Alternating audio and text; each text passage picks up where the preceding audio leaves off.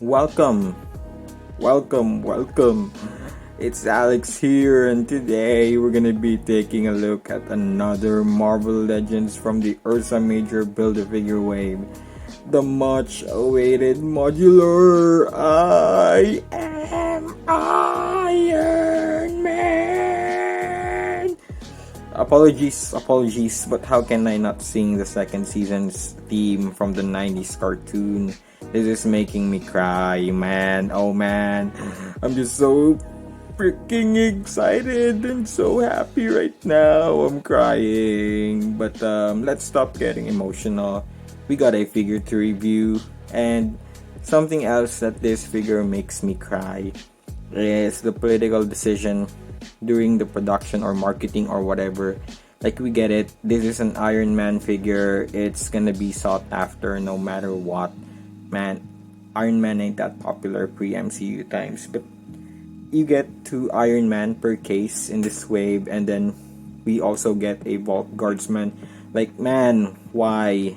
That one is the one that has instead an Ursa Major buff part, which is supposed to be an army builder, and then this Iron Man gets nothing. Instead, his 2 per case without any buff part. Like, we don't build an army of Iron Man. We build an army of Vault Guardsman instead. So now I got my 4th and probably last figure from this wave, and it doesn't have any buff part. Damn. Yes, I couldn't afford to get the whole wave, and because I don't like the hologram Iron Man and the Vault Guardsman, because that one's an army builder, I'm already committed to one, which is the AIM Troopers, and I don't need to get sucked into another army building. And I kind of regret it now, not getting the Stout Iron Man immediately. So now he's sold out. I have to wait a long time to get another one for a fair price. Additionally, I have to find a way to get the holograms and Guardsman's buff part separately so I can complete Ursa Major. Now, enough ranting, let's take a quick look at the box, and then let's get this thing open. We got Iron Man's artwork on both sides. Bottom, on top it says Build-A-Figure Ursa Major Wave and Iron Man's logo. And then at the back, Iron Man's not numbered. Instead, this one's number 1. So he has Ursa's left arm. And man, oh man, should we get him? Maybe yes, maybe not. I don't know yet. We won't know probably, but we'll see. And then for the stealth suit, I'm not really sure yet because we've seen this body one too many times by now. But he's got Ursa's left leg, so I don't know. Let me see if we can find one for a fair price, but I don't know. We'll see. And then continuing with the box, we got Modular Iron Man's another artwork right there, and then a quick bio saying a dazzling technological achievement. The modular suit allows Tony Stark to reconfigure subsystems like boots, gloves, helmets, and scanners on the fly. Modular Iron Man.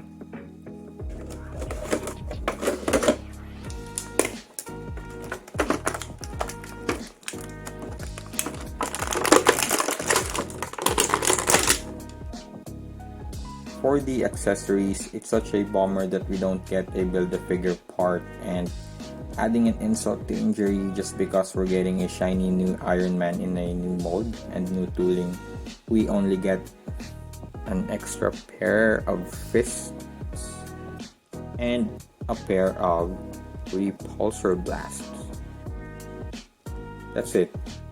And I just wanted to point out that the open palm blasting hands and now finally hinge. Yes, unlike the older Iron Man that came before this, all of those open palm hands does not hinge at all. For the overall aesthetics and engineering, I've got nothing much on this figure really. This is a new mold, and that's enough to indoctrinate me into liking this figure automatically, blinded from the flaws. But I did notice some minor flaws, like the joint they used to connect the shoulders to the torso is kind of gummy. When I tried to rotate the arm, it was kind of stuck, and if I forced it, I thought it would break on me. But I was able to free the joint. I didn't have to use hot water or blower. I'm not sure if that's only on mine, but in case, be careful with yours. Then I did got some smudges going on the right foot and left foot, and then some scratches at the back out of the box. It's kind of unfortunate for me, but no biggie. As well as the swirls, I don't really care much for them. And then I noticed that the lines on his head should be in yellow. It's how it should look like. But either way, I'm okay with it. I still love it. So for the articulation, the head can look up only that much, down, rotates, it tilts, but only a tiny bit. It's sitting on a hinge and ball peg. And I just wanted to add that Hasbro added another articulation inside the neck, so it can now move a little bit, but for me it doesn't really do anything much.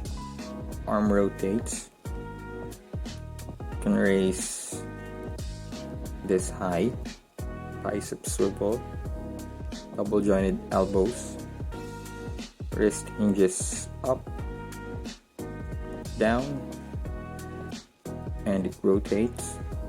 While we don't get a diaphragm cut, we get an ab crunch that hinges forward and leans back. We have a waist swivel, kicks forward, back, splits, and that is the farthest split I've seen in a long time in a Marvel Legends action figure. Thigh swivel, double jointed knees that can only bend this much, calf swivel beautifully hidden by the boot, foot hinges forward, back, and pivots. Modular Iron Man stands at 6.5 inches tall. Here's Iron Man with Wavemates, Darkstar, Ironheart, and Ultron. Here's Iron Man with his bud, James Rhodes. And this is how James and Iron Man appeared in the 90s cartoons, so another part of my childhood has been fulfilled. And here's Modular alongside 80 years. And yes, you can swap the heads. He's gonna look like his necklace, and then he's got a very long neck.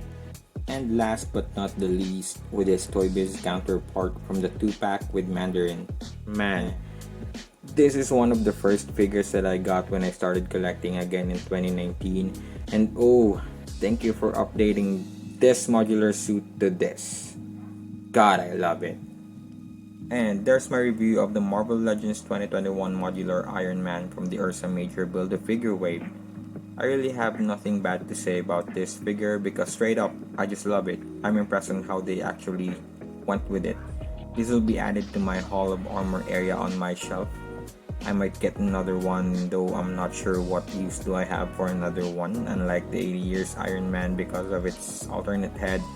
Probably just for the sake of having another one. By the way, this modular suit is also the one that they used in the first Marvel vs. Capcom game, where War Machine is a color swap in bluish, silver, and black scheme.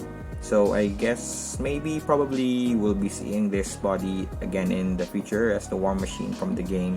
It's gonna be a reuse with color swap, but I guess I wouldn't mind. I don't know, we'll see. If Hasbro does, hopefully they include a proton cannon somewhere in the packaging. A deluxe release maybe, we'd probably have to assemble it, but it's gonna be rad. But going back to the figure, yeah, just go buy it, enough said. So that's it guys, click like if you like this video, leave a comment about the figure or how I can improve my videos next time. Please subscribe if you like watching Marvel Legends action figure reviews with some side stuff, probably here and there.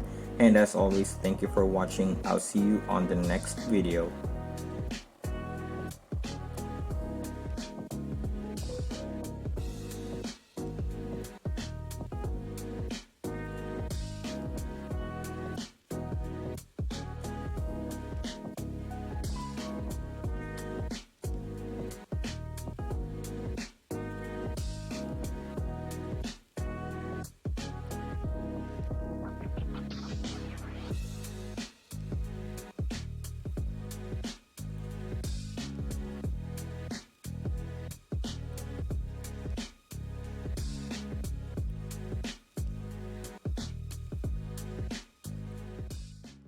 Oh, there's actually one major problem with this release.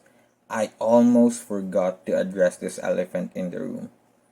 How the hell did we not get a Molotoni head sculpt?